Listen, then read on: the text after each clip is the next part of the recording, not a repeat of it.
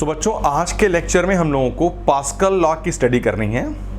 Pascal के जितने भी लॉज हैं उनकी स्टडी करनी है और उन पर बेस्ड हम लोगों को एग्जांपल्स भी करने हैं। सो स्टार्ट करते हैं अपना first law, Pascal's first law.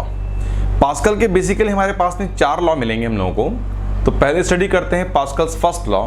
First law क्या बोलता है, इसको हम लोग नोट भी करेंगे। क्या लिखा हुआ है, प्रेशर इज आइसोट्रोपिक।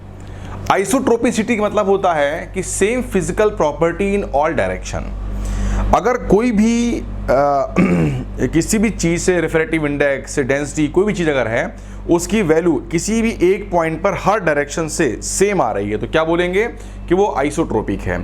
तो उसने बोला गया कि pressure is isotropic, that is pressure exerted by a liquid at a point is same in all direction. Clear हुआ ये पास्कल लॉ है तो इसको प्रूव नहीं किया जा सकता है, because laws are based on some experimental facts. Clear हुआ ये एक्सपेरिमेंटल फैक्ट पर बेस्ड है, प्रूव नहीं कर सकते हैं। बट पास्कल ने बोला कि अगर आपको फ्लूइड की स्टडी करनी है, फ्लूइड स्टैटिक्स कंडीशन पे अगर आपको इसकी स्टडी करनी है तो आपको इन पॉइंट को मानना पड़ेगा।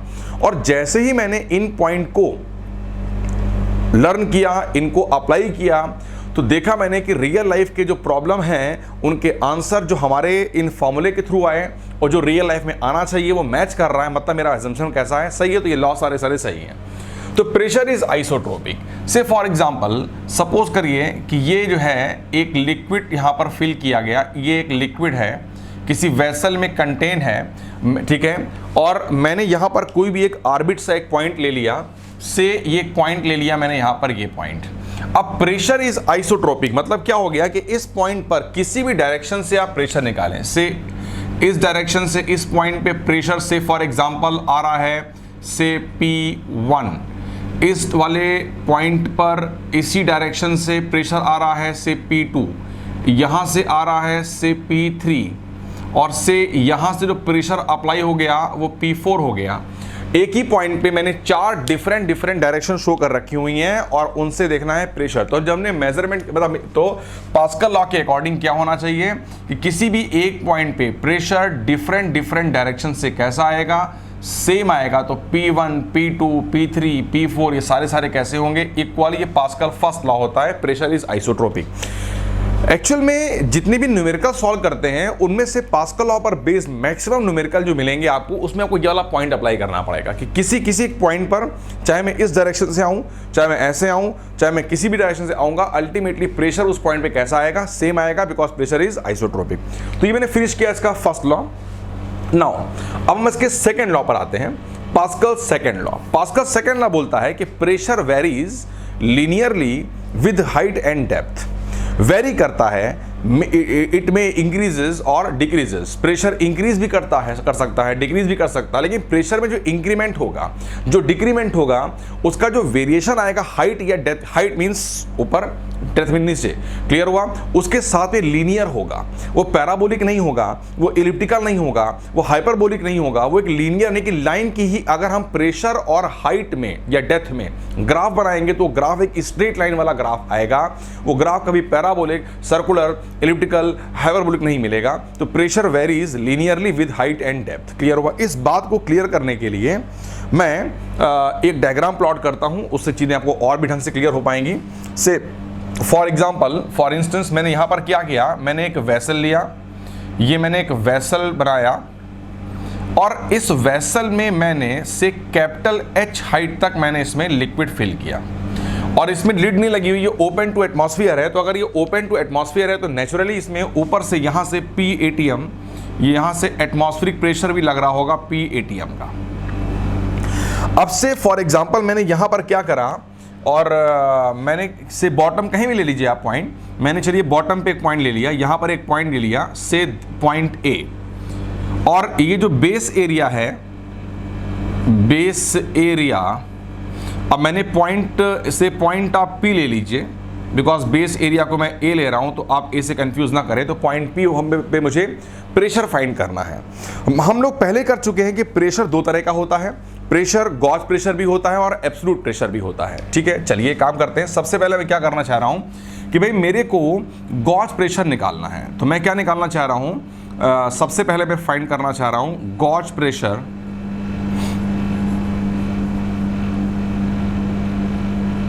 Eight point P, gauge pressure at point P। अब gauge pressure at point P पर जो प्रेशर आएगा, प्रेशर इज ऑलवेज कंप्रेसिव, तो P के ऊपर जितना लिक्विड होगा, P के ऊपर जितना लिक्विड होगा सब उसको कंप्रेस कर रहा होगा, दबा रहा होगा। एग्री करते हैं? तो ये जो आएगा, यस हमको पता है प्रेशर बेटे क्या होता है, फोर्स अपॉन एरिया, हमने पढ़ा हुआ है, यस फोर्स अपॉन एरिया। अब जरा मुझे बताइए कि यहां पर इस P के ऊपर जब मैं बात कर रहा हूं गॉज प्रेशर की, तो केवल लिक्विड का ही फोर्स आएगा। तो लिक्विड ये स्टैटिक कंडीशन पे है, तो लिक्विड इस पॉइंट पे अपना पूरा वेट mg ऑफर कर रहा है। तो ये जो फोर्स हो जाएगा ये इक्वल टू हो जाएगा द वेट ऑफ लिक्विड या बोल सकते हैं फ्लूइड या लिक्विड अबव इट। इस पॉइंट के ऊपर जो लिक्विड होगा उसकी बात करेंगे। हालांकि मैंने इसको बॉटम पे ले रखा है, अगर आप यहां पर लेंगे पॉइंट P को तो इसके ऊपर जो होगा वही इसको पुश करेगा, दबाएगा। ठीक है ना?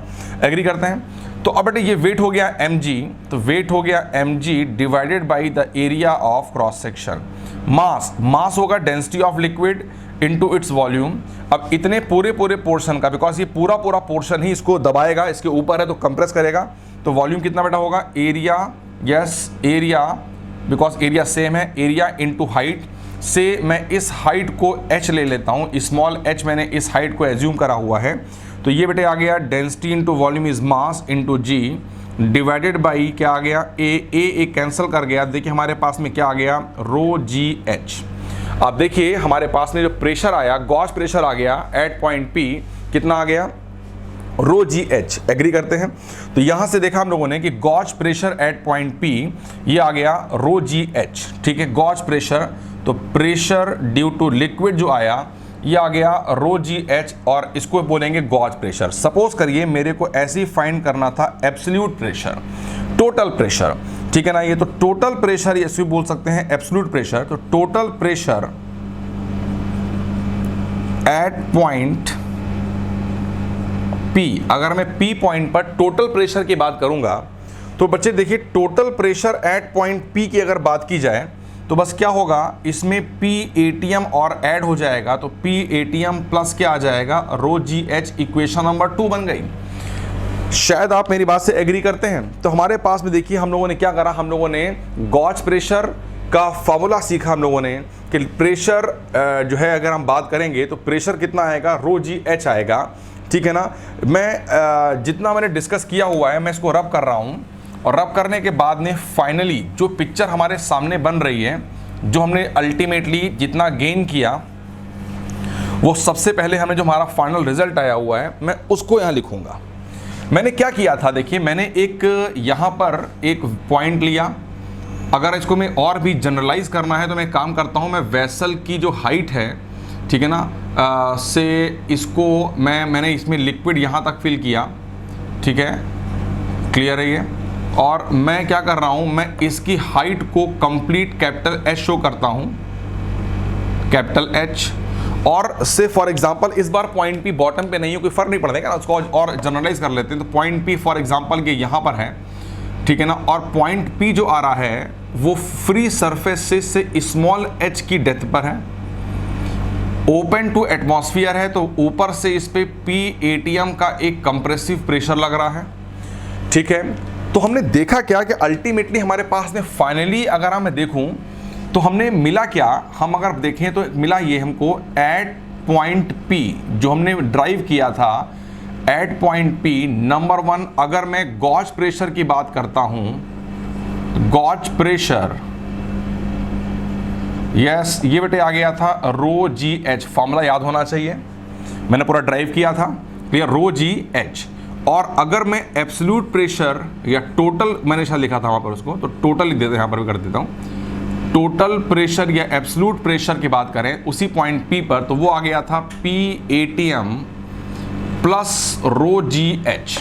ठीक है, अब मैंने आपको नोट कराया था कि pressure varies linearly with height and depth. देखो इस बार मैं क्या करा है, मैंने फ्री सरफेस से डेप्थ की बात की है, तो डेप्थ पे आने पर प्रेशर क्या कर रहा है, देखिए बढ़ रहा है। ठीक है ना, P ATM था यहाँ पर आ गया P ATM plus rho g H, और अगर मैं यहाँ से ऊपर चला जाता हूँ तो प्रेशर क्या करेगा, कम हो जाएगा। ठीक है, यस बच्चों जरा ध्यान दीजिएगा, अगर मैं प्रेशर वर्सेस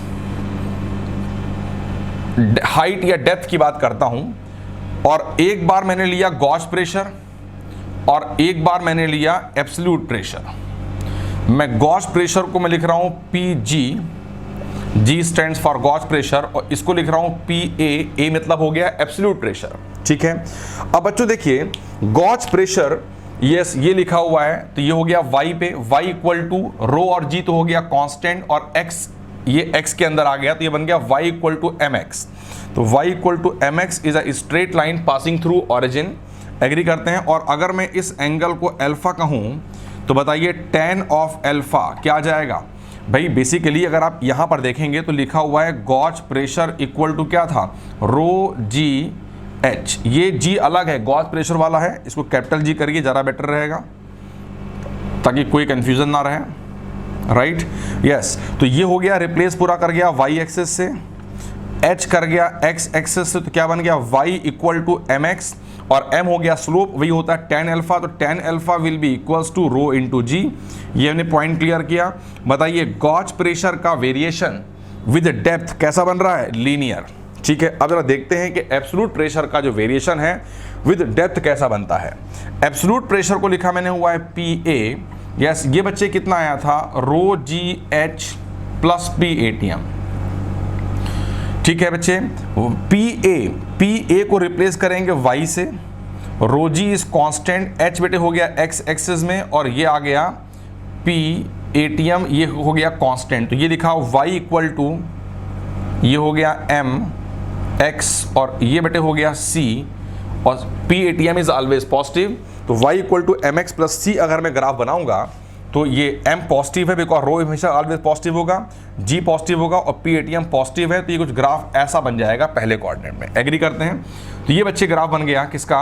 और अगर मैं इस लाइन को बैक एक्सटेंड करता हूं, अगर मैं इसको बैक लेके चला जाता हूं, तो अगर मैं इस एंगल को से बीटा कहता हूं, तो बताइए मुझको आप tan ऑफ बीटा क्या होगा, स्लोप वो आ जाएगा रो इंटू जी आ जाएगा। और यस, ये जो लाइन एब्सोल्यूट प्रेशर एक्सिस को जहां पर कट कर रही है ये C हो गया, और C की वैल्यू यहां पर शो हो जाएगी PATM। तो इसका कोऑर्डिनेट कितना आ जाएगा, 0, PATM ये आ गया। एग्री करते हैं। देखिए एब्सोल्यूट प्रेशर को चाहे ले लीजिए चाहे आप गॉज प्रेशर को ले लीजिए, दोनों ही प्रेशर जो हैं वो डेप्थ के साथ में लीनियरली वेरी कर रहे हैं। शायद पास्कल का आपका सेकंड लॉ मैंने प्रूव भी कर दिया और शायद पूरा क्लियर भी हो गया होगा। याद कर लीजिएगा कि अगर मैं फ्री सरफेस से अगर मैं H डेप्थ नीचे हूं, क्लियर हुआ, तो गॉज प्रेशर आ जाता है रो जी एच, और एब्सोल्यूट कितना हो जाएगा PATM plus rho g H. बच्चों तो एक बात ध्यान दो, कंसेप्ट की अगर हम बात करें तो इसको ऐसे कहना ज्यादा बेटर रहेगा। देखिए ये बताइए ग्रेविटी कहां लग रही है, अपवर्ड कि डाउनवर्ड, ग्रेविटी डाउनवर्ड, ठीक है ना। तो अगर ग्रेविटी बेसिकली क्या है, एक्सटर्नल फोर्स है, अर्थ इसको ऑफर कर रही है, अर्थ जो है इस वेसल के बाहर है, अर्थ अलग है। तो अगर हम जो बाहर से फोर्स लग रहा है mg, अगर हम फोर्स की डायरेक्शन पे चलेंगे तो प्रेशर इंक्रीज करता है, ये बोलना बेटर हो जाएगा। और अगर मैं फोर्स के अपोजिट चलूंगा, मैं ऊपर जाऊंगा, ग्रेविटी नीचे लग रही होगी, तो प्रेशर डिक्रीज करता है। अब बताइए मैं फ्री सरफेस पे PATM है, मैं उससे नीचे आ रहा हूं तो मैं mg के अलोंग चल रहा हूं, तो प्रेशर क्या करेगा, बढ़ेगा। तो absolute pressure at point P कितना आ जाएगा, PATM plus rho g h. Agree करते हैं। मान लीजिए मैं यहां बॉटम पर आया था तो PATM plus rho g capital H हो जाता प्रेशर। तो अगर सिंपल सी बात है, अगर हम एक्सटर्नल फोर्स के अलोंग चल रहे हैं, एग्री करते हैं, तो प्रेशर इंक्रीज करेगा। और अगर हम एक्सटर्नल फोर्स के अपोजिट चलेंगे, मूव करेंगे, तो प्रेशर डिक्रीज करेगा। बच्चों नोट में एक पॉइंट लिखा हुआ है, ये पॉइंट भी हमारे लिए बहुत इंपॉर्टेंट सा पॉइंट है, बहुत इंपॉर्टेंट पॉइंट है, इस पे स्टार बनता है, स्टार बनाइए। ये मतलब आपके लिए अभी जब हम एग्जांपल्स करेंगे, वर्कशीट सॉल्व करेंगे, तो उसमें बहुत ही ज़्यादा ये इंपॉर्टेंट पॉइंट आएगा। ये pressure at any point in a liquid, किसी भी लिक्विड में, देखिए लिक्विड मतलब हम, ठीक है, pressure at any point in a liquid is independent of the total mass of liquid and shape of vessel. बहुत बहुत बहुत इंपॉर्टेंट पॉइंट। उस वेसल में टोटल कितना मास ऑफ लिक्विड है उस वेसल की शेप कैसी बनी हुई है, उससे प्रेशर का कोई कनेक्शन, कोई मतलब नहीं होता है। Most most most important point. Clear है ये बच्चों? देखो देखिए, आप ध्यान दो, pressure at any point is in a liquid is independent of the total mass of liquid and shape of the vessel। देखो इसको क्लियर करने के लिए मैंने दो फिगर बनाई हुई हैं, ठीक है। जरा बच्चों ये बताइए पहले, ऊपर से प्रेशर हर जगह, सारे ओपन टू एटमॉस्फेयर हैं, तो हर जगह से प्रेशर देखो, देखिए चाहे यहां की बात करेंगे, हर जगह पर प्रेशर PATM आ रहा है। मैंने इसमें आप अगर देखें तो मैंने इसमें क्या करा हुआ है कि सबसे वाइड बोर इसका रखा हुआ है, उससे कुछ कम एरिया ऑफ क्रॉस सेक्शन इसका है, और सबसे कम इसका एरिया ऑफ क्रॉस सेक्शन है। और देखिए शेप भी अलग अलग है, ठीक है ना। इसकी इधर वाले की शेप अलग है, इन दोनों की शेप अलग आ रही है, एग्री करते हैं। बट लेकिन जो तीनों मैंने पॉइंट लिए हुए हैं, से एक पॉइंट मैंने इस ट्यूब में लिया हुआ है, बी पॉइंट मैंने सेकंड ट्यूब में लिया हुआ है, सी पॉइंट मैंने थर्ड ट्यूब में लिया हुआ है। तीनों ही जो पॉइंट हैं आप अगर देखिए तो फ्री सरफेस से ये क्या आ रहा है, ये आ रहा है फ्री सरफेस। फ्री सरफेस से तीनों पॉइंट सेम ही डेप्थ पर आ रहे हैं, से स्मॉल h इनकी डेप्थ है, सबकी डेप्थ कॉमन है। चलिए मैं काम करता हूं, मैं absolute pressure at point A निकालता हूं। मैं एब्सोल्यूट प्रेशर कहां निकालूंगा? At point A। जरा देखिएगा, absolute pressure at point A बेटे कितना आएगा? मैंने कहा एब्सोल्यूट प्रेशर, तो वो बच्चे आएगा PATM। यस, अब बताइए प्लस के माइनस। अब मैं यहां PATM है, मैं यहां से नीचे जाऊंगा तो मैं mg के अलोंग चल रहा हूं। एक्सटर्नल फोर्स के अगर हम अलोंग चलेंगे तो प्रेशर इंक्रीज करेगा, तो प्लस कितना आएगा? रो, अभी सीखा हमने रो जी एच। एच क्या होता है? उस पॉइंट की depth from the free surface, ये स्मॉल h है। अब बच्चे अगर मैं बोलूं आपसे प्रेशर एट पॉइंट B निकालिए, तो बताइए प्रेशर एट पॉइंट B कितना आएगा? यहां से PATM, फिर हम देखेंगे कि इफेक्टिवली ये पॉइंट B फ्री सरफेस से कितने डेप्थ पर है। डेप्थ पे है, देखिए वो पॉइंट भी उतनी डेप्थ पर आ रहा है, H पे आ रहा है, जबकि अगर आप देखेंगे तो B के ऊपर जो लिक्विड है वो A के रिलेटिवली उसमें ज्यादा मास है, ज्यादा लिक्विड है, और शेप भी डिफरेंट है। बट कोई फर्क नहीं पड़ा, फंडा क्या बोलेगा, यहां पर PATM था तो गॉज कितना आ जाएगा? प्लस रो GH। तो यहां पर भी PB की जो वैल्यू आएगी वो भी बच्चे कितनी आ जाएगी? PATM प्लस रो GH। और ऐसी अगर आप C पॉइंट की बात भी करेंगे तो वहां पर भी प्रेशर कितना आ जाएगा?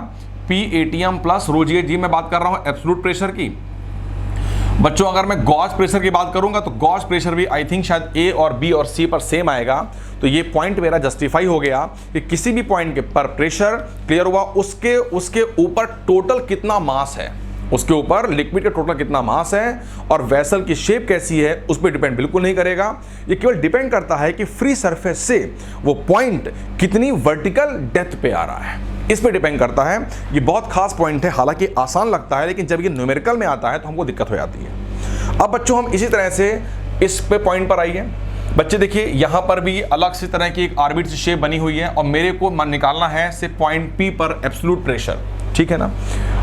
ठीक है, मेरे को इस पॉइंट P पर प्रेशर निकालना है, सिर्फ एब्सोल्यूट प्रेशर निकालना है, ठीक है ना। तो एब्सोल्यूट प्रेशर एट पॉइंट, इसको ऐसा करिए, इस पॉइंट को Q ले लीजिए, ज़्यादा बेटर हो जाएगा, क्योंकि P तो absolute pressure at point Q निकालेंगे तो पहली बात तो ऊपर से चलेंगे तो ये तो आ गया PATM। यहां पर बच्चे अप्लाई हो रहा है PATM। अब देखिए मैं यहां तक तो ये इस जगह तक यहां पर था PATM, तो मैंने यहां पर देखा कि इस जगह पर PATM अप्लाई हो रहा है। अब देखो ये फ्री सरफेस से ये पॉइंट कितनी वर्टिकल डेप्थ पे है, उसकी शेप कैसी है, साइज कैसा मैटर नहीं करेगा, वो उससे कितनी वर्टिकल डेप्थ पे है, ये स्मॉल h की डेप्थ पर है और हम mg ऊपर, हम नीचे आ रहे हैं और mg भी नीचे लग रहा है। तो अगर मैं एक्सटर्नल फोर्स के अलोंग चलूंगा तो प्रेशर और बढ़ जाएगा, तो ये आ जाएगा रो GH। क्लियर हुआ ये? तो आई थिंक इन दोनों फिगर से, दोनों बेसिकली आपके सामने ये एक रफ एग्जांपल भी हो गए और हमने इस पॉइंट को क्लियर कर लिया कि pressure at any point in a liquid वो वेसल की शेप पे और वेसल के उसके ऊपर कितना मास कंटेंट है इस पे डिपेंड नहीं करता है। बच्चों क्लियर हुआ? नाउ हम इस बात को और भी इफेक्टिवली क्लियर करने के लिए, बिकॉज जितने न्यूमेरिकल्स हमारे सामने अभी आगे आएंगे, जो अच्छी टाइप के आएंगे, जो डिफिकल्ट क्वेश्चन आएंगे, उनमें ये कंसेप्ट और ये वाला कंसेप्ट बहुत यूज होता है, इसलिए हमने इसको और भी ढंग से क्लियर करने के लिए मैंने ये एग्जाम्पल लिया। बच्चों इस एग्जाम्पल को पहले आप रीड करिए और फिर हम लोग इसको सॉल्व करेंगे।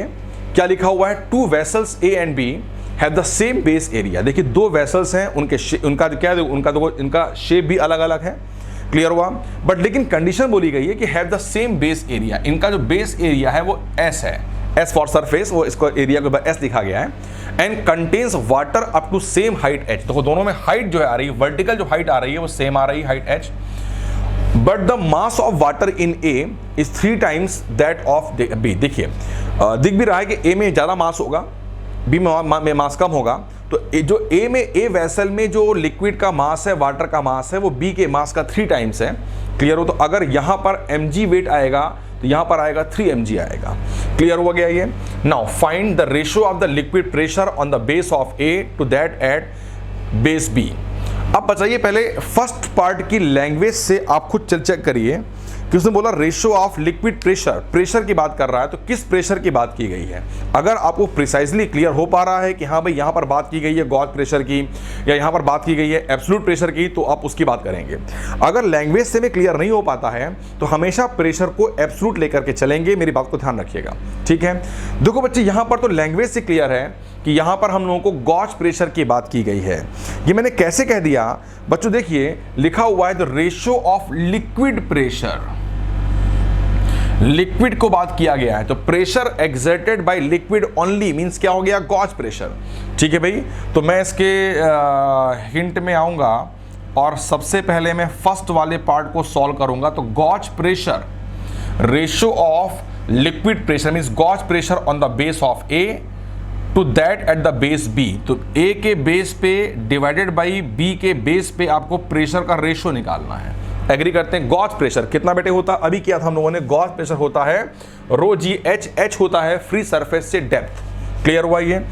दोनों में देखो देखिए क्या लिखा है, दोनों में वाटर मींस दोनों में एक ही तरह का लिक्विड फिल किया गया है, रो कॉमन चलेगा जी। और देखिए दोनों में नो डाउट हाइट, दोनों में शेप अलग अलग है, दोनों में कंटेंट मास का अलग अलग है, लेकिन देखिए फ्री सरफेस से ए का बेस और फ्री सरफेस से बी का बेस की डेप्थ कैसी आ रही है, वर्टिकल वाली कॉमन आ रही है। तो हमको हमारे फॉर्मूले में एच जो होता है वो फ्री सरफेस से उस पॉइंट की वर्टिकल हाइट या डेप्थ होती है, तो ये आ गया। और बी की बात करिए, बी पर भी देखो देखिए डेंसिटी सेम चलेगी, रो जी और वो एच भी कॉमन आ गया बच्चे, ये आ गया 1। तो ये हमारा पहले पार्ट का आंसर आ गया, यस। और देखो बच्चे फिर से जस्टिफाई हुआ कि किसी भी पॉइंट पर pressure, pressure at any point, किसी भी पॉइंट, इसके पर, इस पर, वो वेसल की शेप पर, क्लियर हुआ, उसमें कितना मास है लिक्विड का उस पर डिपेंड नहीं कर रहा। जबकि देखो देखिए वैसे देखिए अगर यहाँ पर मास, अगर mg आएगा, मास वेट आएगा, तो यहाँ 3 mg आएगा। वो फोर्स है, हमें बात करनी है फोर्स अपॉन एरिया की। तो जब हम फोर्स अपॉन एरिया करेंगे, क्लियर हुआ ये, एग्री, तो अल्टीमेटली प्रेशर जो बनेगा वो प्रेशर की वैल्यू में प्रूव कर चुका था, रो जी एच आएगी। तो रो जी एच में केवल वर्टिकल डेप्थ होती है, वो दोनों में सेम है, तो प्रेशर का रेशियो बेटे कितना आ गया, 1:1 आ गया। नाउ अब बेटे इसके अंदर हम सेकेंड पार्ट की बात करें। सेकेंड पार्ट में देखो लिखा हुआ है ratio of the force acting on the base of A to that at the base B. ठीक है, कहीं लिखा हुआ ratio of the force exerted by the liquid, वो तो लिखा नहीं हुआ, सिंपल बोला गया रेशियो ऑफ द फोर्स। तो फोर्स मींस नेट फोर्स की बात की गई है। और देखो ये बात और भी बोल्डली क्लियर हो पाती है थर्ड पार्ट से, वहां लिखा हुआ रेशियो ऑफ थ्रस्ट। और बच्चे थ्रस्ट मैं बता चुका था लास्ट क्लास में आप लोगों को, ठीक है ना। थ्रस्ट का मतलब होता है force exerted by liquid only. Liquid केवल कितना फोर्स एक्सर्ट करता है उसको बोलते हैं हम लोग हैं थ्रस्ट बोलते हैं, ठीक है ना। तो मतलब सेकेंड पार्ट में जिस फोर्स की बात की गई है वो टोटल फोर्स की बात की गई है, ठीक है ना। एग्री करते हैं? तो total force at the base of vessel A divided by total force at the base of vessel B या बॉटम ऑफ वेसल बी। अब बेटे हमको पता है कि भाई प्रेशर इक्वल्स टू, हम पढ़ चुके हैं, pressure equals to force divided by area. तो force will be equals to pressure into area. कौन सा प्रेशर? Total force. तो एब्सोल्यूट प्रेशर कितना बेटे होगा, तो ये ए पर, इस जगह पर कितना प्रेशर होगा, तो P ATM plus rho g capital H into area of the base S दिया गया है। बी पॉइंट पर देखिए टोटल कितना होगा, ऊपर से आएगा P ATM, फिर गॉज प्रेशर कितना होगा, और प्लस का रो जी एच, प्लस क्यों हुआ, बिकॉज मैं ग्रेविटी के अलॉन्ग चल रहा हूँ, इंटू एरिया। और दोनों का बच्चे एरिया ऑफ क्रॉस सेक्शन भी आपको सेम दिया गया है, तो ये भी कैंसिल करके बेटे क्या आंसर आपका आ गया, 1।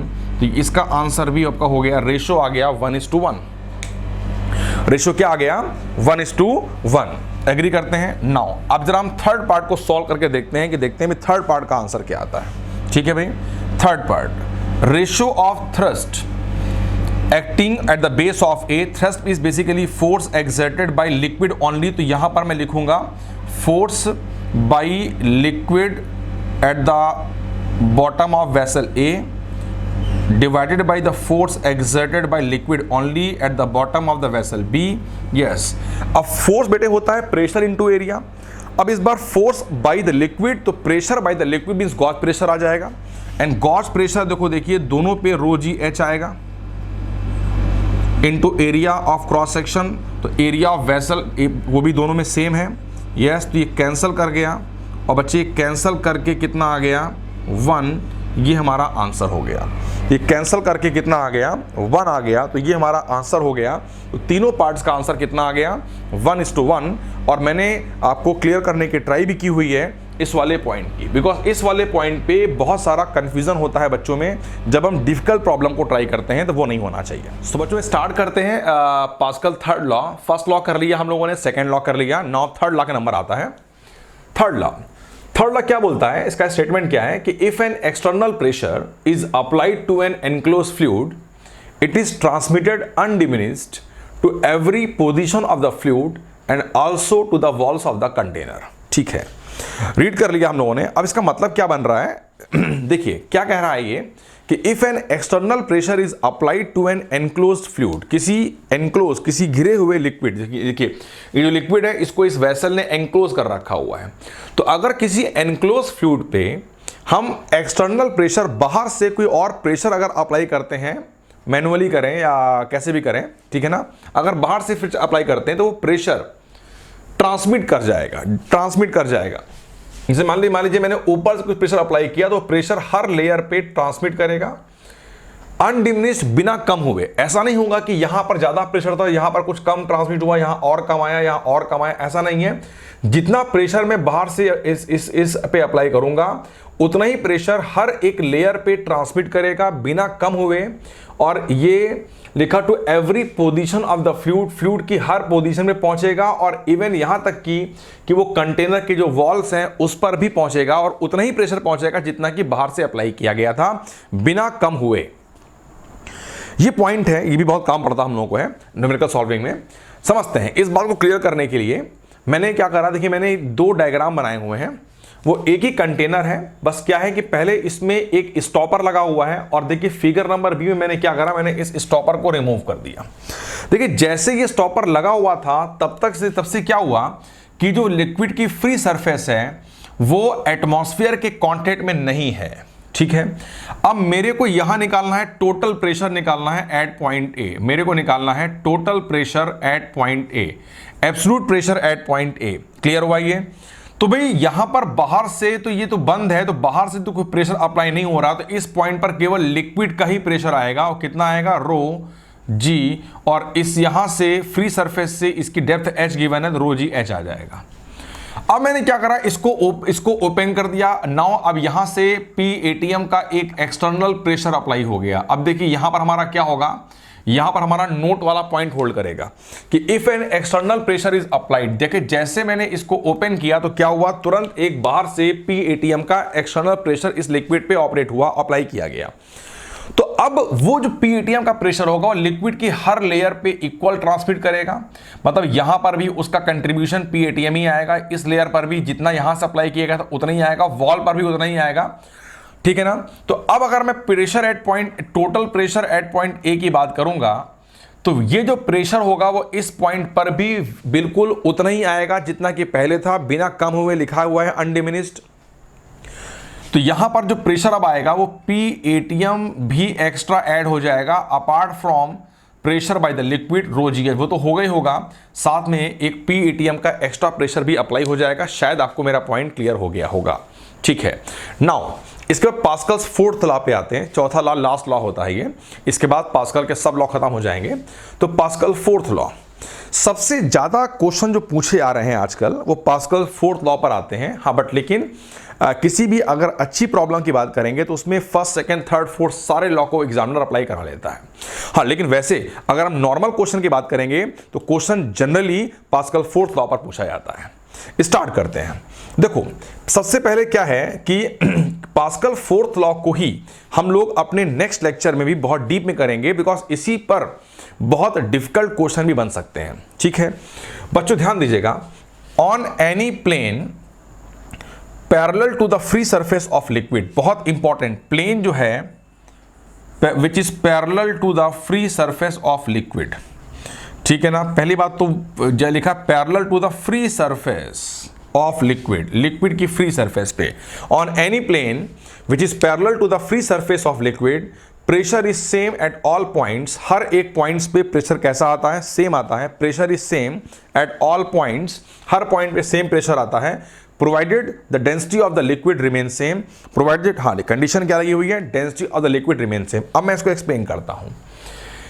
तो क्या बोल रहा है कि on any plane parallel to the free surface of liquid. देखो बच्चे, मैंने दो डायग्राम बनाए हुए हैं, आप अगर नोटिस करिए तो ये फिगर मैंने नंबर ए बनाया है, ये मैंने फिगर नंबर बी बनाया हुआ है। दोनों में अगर आप देखेंगे तो फ्री सरफेस, फिगर ए में फ्री सरफेस ऑफ लिक्विड इसमें हॉरिजॉन्टल है, और अगर मैं फिगर बी की बात करूंगा तो इसमें फ्री सरफेस ऑफ लिक्विड वो देखिए इंक्लाइन है, हल्का सा टिल्टेड है। ठीक है, अब वो हॉरिजॉन्टल कब होगा, वो टिल्टेड कब होगा, इसको हम लोग नेक्स्ट वीडियो में क्लियर करेंगे या नेक्स्ट लेक्चर में कवर करेंगे। ठीक है ना, ठीक है। बट लेकिन अभी मैं कह रहा हूं, मान लीजिए इसमें फ्री सरफेस ऑफ लिक्विड इस स्पेशल केस में टिल्टेड है, यहां पर कैसी है, प्लेन है। ठीक है, तो जैसी भी है, अब अगर इसके पैरेलल मैंने कोई एक प्लेन बनाया, देखिए अब आप ध्यान दीजिएगा, यहां पर मैंने इसको अलग शेड कर रखा है, इसको अलग शेड कर रखा, मींस अगर इसका मतलब यहां पर लिक्विड अलग अलग है, ये रो1 डेंसिटी का लिक्विड है और इसकी डेंसिटी से रो2 है, यहां पर एक ही तरह का लिक्विड फिल किया गया है। ठीक है, ठीक। अब देखो बेटे, ये जो प्लेन मैंने बनाया हुआ है ये फ्री सरफेस के पैरेलल आ रहा है। यहां पर मैंने एक पॉइंट से ए ले लिया, यहां पर मैंने एक पॉइंट बी लिया, और ऐसे ही मैंने एक प्लेन और ड्रॉ किया parallel to the free surface. इस वाले पॉइंट को मैंने सी असाइन किया, यस, और इधर वाले पॉइंट को मैंने डी असाइन किया। ठीक है, अब देखो बच्चे, on any plane parallel to the free surface of liquid, देखो भाई कोई भी प्लेन जो फ्री सरफेस के पैरेलल है वहां पर प्रेशर सेम आएगा at all the points, provided, condition होनी provided the density of the liquid yes remain the same. देखो बच्चे, ए और बी पॉइंट नो डाउट उस प्लेन पे है जो प्लेन फ्री सरफेस के पैरेलल है, लेकिन ए पर लिक्विड डेंसिटी रो1 वाला है, बी पर लिक्विड डेंसिटी रो2 वाला है, तो एक वो फ्री सरफेस के पैरेलल प्लेन में होने के बावजूद भी प्रेशर पॉइंट ए और बी पर सेम नहीं आएगा। एग्री करते हैं? यस। और बच्चे, अगर मैं सी और डी पॉइंट की बात करूंगा तो बताइए प्रेशर पॉइंट सी और प्रेशर पॉइंट डी पर कैसा आएगा, हम बोलेंगे सेम आएगा। सेम कैसे आएगा, देखिए बच्चे, सी और डी दोनों ही उस प्लेन पे लाई कर रहे हैं, उस लाइन पे लाई कर रहे हैं जो फ्री सरफेस के पैरेलल है, और दोनों जगह पर डेंसिटी भी कॉमन आ रही है, सेम आ रही है, तो प्रेशर जो बच्चे सी पॉइंट पर आएगा और जो प्रेशर डी पॉइंट पे आएगा वो सेम होगा। ये शायद क्लियर हो गया होगा, ये पास्कल का लॉ, फोर्थ लॉ होता है। अब बच्चे जरा ध्यान दीजिएगा, जैसे कि अगर मैं यहां पर आपके सामने दो प्लेन ड्रॉ करता हूं, ठीक है, एक तो मैंने प्लेन ड्रॉ किया कुछ इस तरह का, इसके पैरेलल, ये जो प्लेन मैंने बनाया हुआ थोड़ा मुझसे गलत बन गया था ना, ये पैरेलल है, पूरा गैप सेम होगा, ये पैरेलल है, और एक मैंने प्लेन ड्रॉ किया इस तरह का, ठीक है, ये हॉरिजॉन्टल है, और जो पहला वाला प्लेन ड्रॉ किया था वो फ्री सरफेस के पैरेलल मैंने प्लेन ड्रॉ किया हुआ है। अब से मैंने यहां पर एक पॉइंट ए ले लिया, यहां पर मैंने एक पॉइंट बी लिया, यहां पर एक पॉइंट सी ले लिया, यहां पर एक पॉइंट डी ले लिया। तो देखो, मैं एक बात कह सकता हूं कि क्या CD वाला, जो CD को ज्वाइन करने वाला प्लेन जो है, क्या वो फ्री सरफेस के पैरेलल है? नहीं है। तो अगर प्लेन पैरेलल नहीं है तो प्रेशर C और D पर तो किसी कीमत पे सेम नहीं हो सकता है।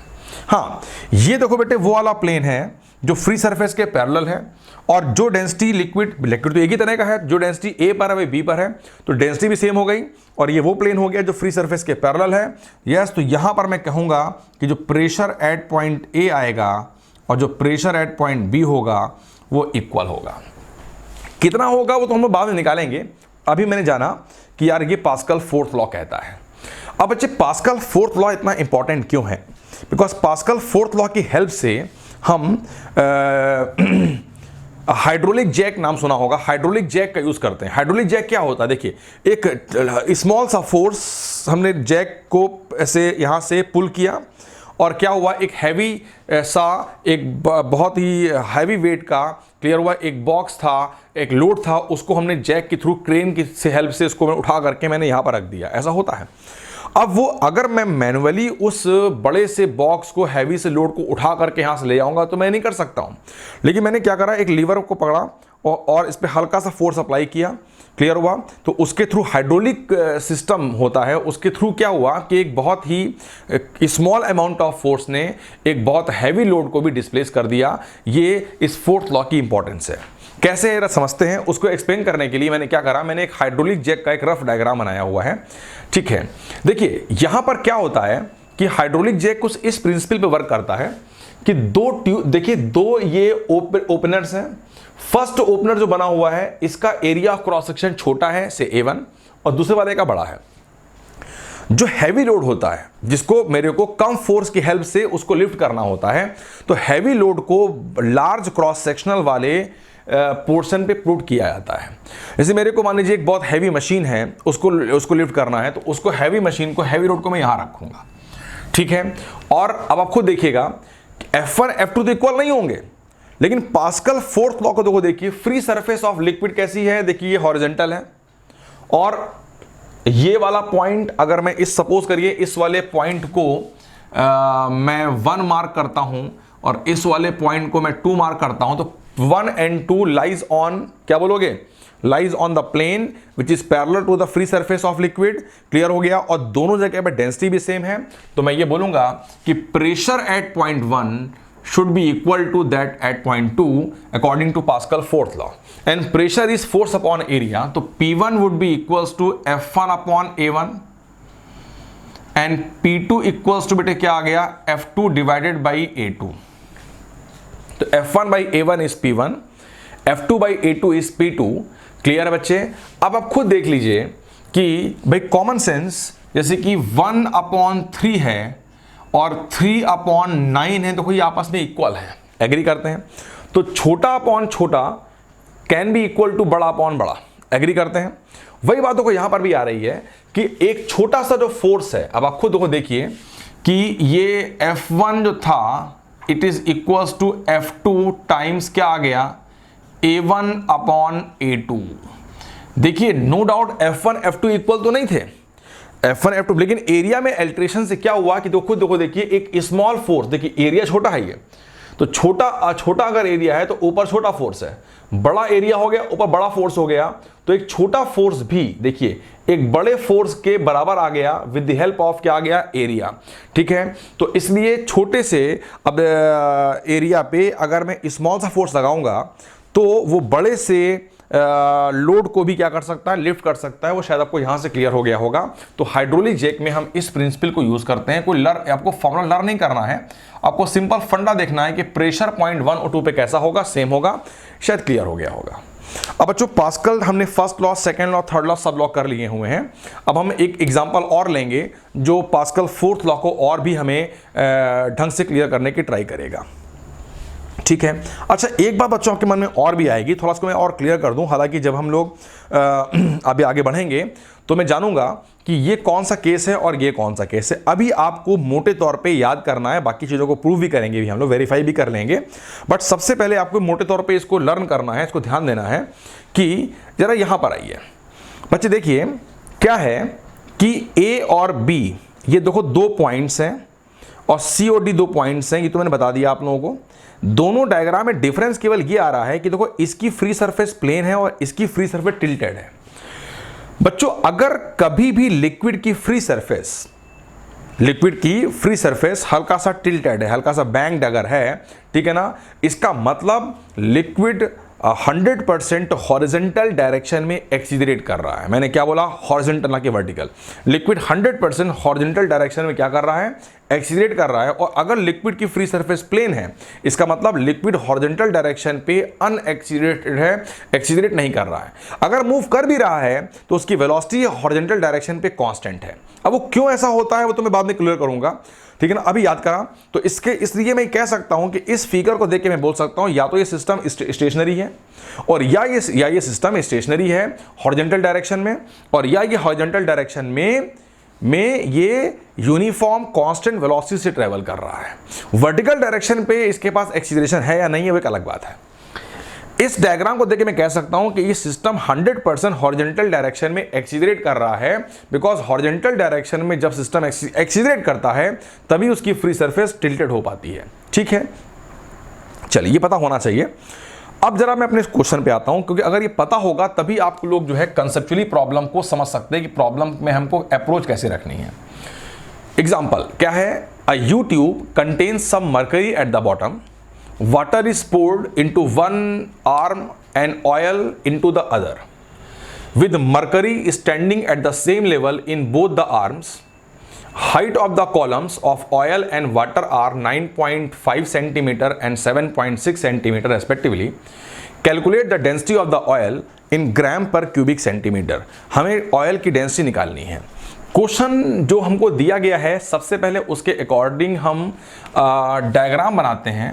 ठीक है, आप मुझे सबसे पहले इस क्वेश्चन को पढ़ के बताइए, कहीं से आपको ये क्लियर कट इंफॉर्मेशन मिल रही है कि ये यू ट्यूब जो बनी हुई है वो हॉरिजॉन्टल डायरेक्शन में एक्सीलरेट कर रही है कि नहीं कर रही है। आप पढ़ के देख लीजिए, आपको कहीं से भी क्लियर नहीं हो पाएगा कि ये डेटा से कि वो जो हॉरिजॉन्टल डायरेक्शन में एक्सीलरेट कर रही है ट्यूब या नहीं कर रही है। जब क्लियर नहीं हो पाता है तो फिर ये मान लिया जाता है कि वो ट्यूब स्टेशनरी है, ये प्री एज्यूम्ड है। अगर ये क्लियर नहीं हो पा रहा है तो हमेशा ये एज्यूम कर लिया जाता है कि वो ट्यूब कैसी है, स्टेशनरी है, मतलब हॉरिजॉन्टल डायरेक्शन में एक्सीलरेट नहीं कर रही है, मतलब free surface of liquid plane आएगी। ठीक है, अब देखो लिखा हुआ है with mercury standing at the same level. तो बच्चे क्या हुआ, मर्करी का लेवल दोनों ही आर्म में कॉमन है। ये मर्करी है और मर्करी का लेवल दोनों तरफ कॉमन है, ये मर्करी है। डेंसिटी ऑफ मर्करी, हालांकि नीड नहीं पड़ेगी इस प्रॉब्लम में, आपको पता होनी चाहिए 13.6 ग्राम per cubic centimetre. Density of water, कुछ चीज़ें ये पहले से पता होनी चाहिए, 1 ग्राम per cubic centimetre, because normally ये दोनों वैल्यू कभी कभी स्टैंडर्ड मान ली जाती हैं, तो कभी कभी डेंसिटी ऑफ मर्करी को भी एग्जामिनर मेंशन नहीं करता है ना। हालांकि इस प्रॉब्लम में इसकी नीड नहीं पड़नी है। Now a U tube contains some mercury at the bottom, water is poured into one arm. किसी एक आर्म से मैंने क्या करा, वाटर को पोर किया, and oil into the other, दूसरे से मैंने ऑयल को पोर किया। यहां से वाटर आया और इधर से ऑयल पोर्ड किया गया। ठीक है, फिर with mercury standing at the same level in both the arms, the height of the column of oil and water are 9। Oil का कॉलम की हाइट 9.5 सेंटीमीटर। ठीक है, तो ये जो ऑयल को पोर किया गया है, देखो मैंने फ्री सरफेस को दिखाया हुआ है प्लेन, क्योंकि मेंशन नहीं किया गया है तो हमेशा क्या मानेंगे कि यार ये जो है सिस्टम स्टेशनरी है, मतलब हॉरिजॉन्टल डायरेक्शन में एक्सीलरेट नहीं कर रहा है। तो ऑयल की जो कॉलम है उसकी हाइट आपको मिली, कितनी मिली, 9.5 सेंटीमीटर्स, और जो वाटर की कॉलम की जो आ रही है उसकी जो हमें हाइट है, यस ये हाइट हमें गिवन है कितनी, 7.6 सेंटीमीटर्स। एग्री करते हैं? ठीक, calculate the density of the oil in gram per cubic centimetre. हमें क्या करना है, हमें डेंसिटी ऑफ ऑयल निकालना है इन ग्राम पर क्यूबिक सेंटीमीटर। तो ऑयल की डेंसिटी को फाइंड करना है ग्राम पर क्यूबिक सेंटीमीटर में। ठीक है बच्चों, ये बताओ, ये जो इंटरफेस है इसमें मरकरी और वाटर है, यहां पर मरकरी और ऑयल है। अगर मैं इस इंटरफेस को ले करके एक हॉरिजॉन्टल लाइन प्लॉट करूं या हॉरिजॉन्टल प्लेन प्लॉट करूं, ठीक है, क्लियर हुआ। हॉरिजॉन्टल मैंने क्यों बनाया, बिकॉज ये जो प्लेन मैंने बना रहा हूं ये फ्री सरफेस के पैरेलल है। मैं पास्कल फोर्थ लॉ की बात कर रहा हूं, और इस इंटरफेस पे मैं एक पॉइंट ए असाइन करता हूं, इस इंटरफेस पे मैंने एक पॉइंट बी असाइन किया। क्या पॉइंट ए और बी फ्री उस प्लेन पे हैं जो फ्री सरफेस के पैरेलल है? यस हैं। फिर साथ में डेंसिटी भी सेम होनी चाहिए। तो क्या पॉइंट ए पर मरकरी है? मैं पूछ क्या रहा हूं, पॉइंट ए मरकरी है कि नहीं है? और वाटर है होने दीजिए, पॉइंट ए पर मरकरी है कि नहीं है? पॉइंट बी पर भी मरकरी है कि नहीं है? और अगर मान लीजिए मैं इस इंटरफेस के जस्ट हल्का सा बिलो आ जाऊं तो क्लियर कट फिर ए पर मरकरी और बी पर मरकरी है। एग्री करते हैं। और अगर मैं हल्का सा बिलो आ गया तो ये डेप्थ अभी भी प्रैक्टिकली 7.6 सेंटीमीटर ही रहेगी, और ये भी प्रैक्टिकली 9.5 से हल्का सा बड़ा, मतलब वो 9.5 सेंटीमीटर ही रहेगी। एग्री करते हैं? यस। तो ऐसी प्रॉब्लम में आपने सीखा कि इंटरफेस पर हम पास्कल फोर्थ लॉ अप्लाई अगर कर देंगे तो चीजें कंफर्टेबली बहुत इजीली सॉल्व हो जाती हैं। ठीक है? यस। अब जरा मुझे बताओ बच्चे कि according to Pascal fourth law क्या प्रेशर एट पॉइंट ए और बी सेम होगा? और हमेशा हम प्रेशर को, हमेशा हम एब्सोल्यूट प्रेशर को लेके चलते हैं। बच्चे ध्यान रखिएगा न्यूमेरिकल सॉल्विंग में। तो ए पॉइंट पर एब्सोल्यूट प्रेशर, पहले ऊपर से कितना प्रेशर आ रहा है? PATM। फिर मैं यहां तक तो यहां से मैं नीचे आऊंगा, ग्रेविटी के अलोंग चलूंगा, प्रेशर बढ़ेगा, कितना आएगा? रो। अब इधर आएगा रो वाटर, G और H हो गया बेटे 7.6, should be equal to pressure at point B. And pressure at point B की बात करेंगे तो ये आ गया PATM, yes, plus rho of oil, rho G, और H हो गया 9.5। PATM कैंसिल कर गया। ठीक है बच्चे, यहां से स्मॉल g भी कैंसिल करेगा। डेंसिटी ऑफ वाटर बेटे 1 होती है, G into 7.6 should be equal to density of oil, we have to calculate. उसने बोला इन ग्राम पर सीसी, इसलिए मैंने वाटर की डेंसिटी को ग्राम पर सीसी में लिखा, अदरवाइज किलोग्राम पर क्यूबिक मीटर में 10³ हो जाएगी डेंसिटी वाटर की। ठीक है? इनटू जी, यहाँ जी और ये H हो गया 9.5। अब जरा सॉल्व करेंगे तो यहाँ से डेंसिटी ऑफ ऑयल आ जाएगी 0.8 ग्राम पर क्यूबिक सेंटीमीटर। 0.8